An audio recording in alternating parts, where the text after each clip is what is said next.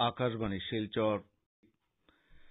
রাজ্যে আসন্ন লোকসভা নির্বাচনের প্রথম ও দ্বিতীয় পর্যায়ের প্রচার অভিযান জোর গতিতে চলছে। প্রধানমন্ত্রী নরেন্দ্র মোদী আজ ত্রিপুরার গোমতী জেলার উদয়পুরে নির্বাচনী জনসভায় অংশগ্রহণ করবেন। এছাড়াও প্রধানমন্ত্রী আজ মণিপুরে একটি র্যালি এবং পশ্চিমবঙ্গের কোচবিহারের আরও একটি জনসভায় বক্তব্য রাখবেন। এদিকে উত্তরপ্রদেশের মুখ্যমন্ত্রী যোগী আদিত্যনাথ নগাঁও লোকসভা সমষ্টির দলীয় প্রার্থী রূপক শর্মার হয়ে গতকাল হোজাই শহরে একটি নির্বাচনী জনসভায় অংশগ্রহণ করেন। প্রবীণ কংগ্রেস নেতা তরুণ গগৈ যোরহাটে এবং প্রদেশ কংগ্রেস সভাপতি রিপুন বরা লখিমপুরে নির্বাচনী জনসভায় অংশগ্রহণ করেন। মুখ্যমন্ত্রী সর্বানন্দ সোনোয়াল এবং বিজেপি নেতা হিমন্ত বিশ্ব শর্মা আপার আসামের কয়েকটি স্থানে নির্বাচনী জনসভায় বক্তব্য রাখেন। AIUDF, অসম গণ পরিষদ, তৃণমূল কংগ্রেস, BPF এবং CPIM সহ অন্যান্য দলগুলিও নির্বাচনী প্রচারে অংশ নিচ্ছে। এদিকে তৃতীয় পর্যায়ে লোকসভা নির্বাচনের জন্য দাখিল করা মনোনয়নপত্রগুলি আগামীকাল প্রত্যাহার করার শেষ দিন। 23 এপ্রিল অনুষ্ঠেয় তৃতীয় পর্যায়ের নির্বাচনে দেশের 115টি লোকসভা আসনের জন্য ভোট গ্রহণ করা হবে। ভোটদান সম্পর্কে জনসচেতনতা বাড়াতে আজ করিমগঞ্জে একটি রোড মার্চের আয়োজন করা হয়েছে। আজ বেলা 12টায় জেলা ক্রীড়া সংস্থার মাঠ থেকে এই রোড মার্চ বের হয়ে শহর পরিক্রমা করে বদরপুর পর্যন্ত আসবে।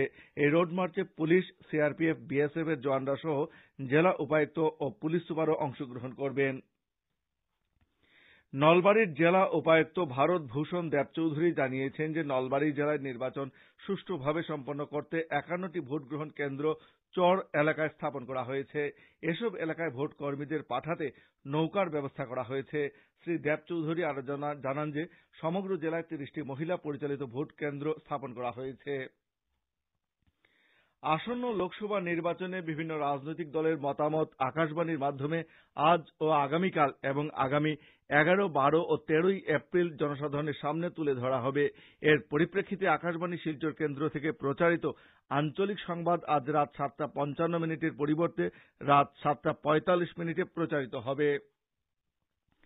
আকাশবাণী শিলচর কেন্দ্রের আঞ্চলিক সংবাদ বিভাগের উদ্যোগে প্রস্তুত করা লোকসভায় আসাম শীর্ষক অনুষ্ঠানে আজ সকাল 9:30 মিনিটে প্রচারিত হবে স্বশাসিত জেলা লোকসভা আসনের ইতিবৃত্ত।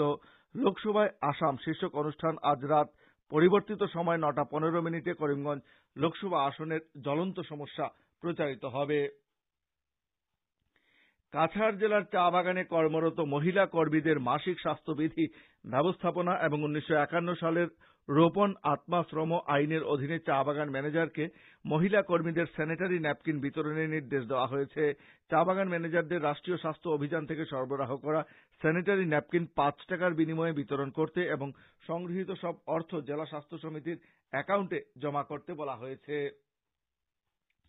কাছাড়ের জেলা নির্বাচনী আধিকারিক লায়া মাদুরী এক নির্দেশে সোনাই বিধানসভা কেন্দ্রের 141 থেকে 152 পর্যন্ত ভোট গ্রহণ কেন্দ্রের জন্য আসাম রাজ্য পরিবহন নিগমের ডিভিশনাল ইঞ্জিনিয়ার দিলওয়ার হোসেন লস্করকে সেক্টর অফিসার হিসেবে নিয়োগ করেছেন।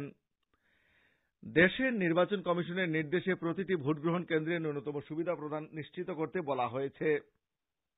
শারীরিক দিক দিয়ে অক্ষম ভোটারদের জন্য হুইল চেয়ারের ব্যবস্থা করা সহ প্রতিবন্ধী ভোটারদের যানবাহনের পার্কিং এর ব্যবস্থা করা, পুরুষ, মহিলা ও প্রতিবন্ধী ভোটারদের জন্য পৃথক শৌচালয়, পানীয় জলের ব্যবস্থা, ভোট গ্রহণ কেন্দ্রগুলিতে হেল্প ডেস্ক স্থাপন করা, লাইট এবং ফ্যানের ব্যবস্থা করতেও বলা হয়েছে। চার্চ রোড সমন্বয় সংস্থার বার্ষিক সাধারণ সভা গত শুক্রবার শিলচরে অনুষ্ঠিত হয়। সভার শুরুতে সংস্থার সভানেত্রী সুচরিতা বিশ্বাস বিগত বছরের প্রতিবেদন সবার সামনে তুলে ধরেন। এরপর পুষ্পিতা দেব লস্করকে সভানেত্রী ও দেবশ্রী দেবরায়কে সম্পাদিকা মনোনীত করে 12 সদস্য বিশিষ্ট চার্চ রোড সমন্বয় সংস্থার নতুন কমিটি গঠন করা হয়েছে। কাছাড় জেলার গৃহরক্ষী বাহিনীর জেলা অধিনায়ক এক নির্দেশে জানিয়েছেন যে আসন্ন লোকসভা নির্বাচনের জন্য জেলার সব প্রশিক্ষণপ্রাপ্ত গৃহরক্ষীদের অবিলম্বে শিলচরে গৃহরক্ষী কার্যালয়ে এসে যোগাযোগ করতে বলা হয়েছে।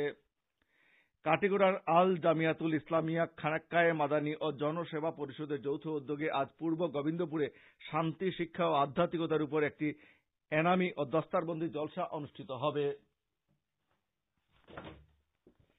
করিমগঞ্জে আসন্ন লোকসভা নির্বাচনের জন্য খোলা কন্ট্রোল রুমে অভিযোগ জানানোর প্রক্রিয়া অব্যাহত রয়েছে। নির্বাচন সংক্রান্ত যেকোনো অভিযোগ, বিশেষ করে আদর্শ আচরণ বিধি ভঙ্গের অভিযোগ জানানোর জন্য একটি কন্ট্রোল রুম খোলা হয়েছে। এই কন্ট্রোল রুমের টেলিফোন নম্বর হচ্ছে 03843 265 144। আঞ্চলিক সংবাদ এখনকার মতো শেষ।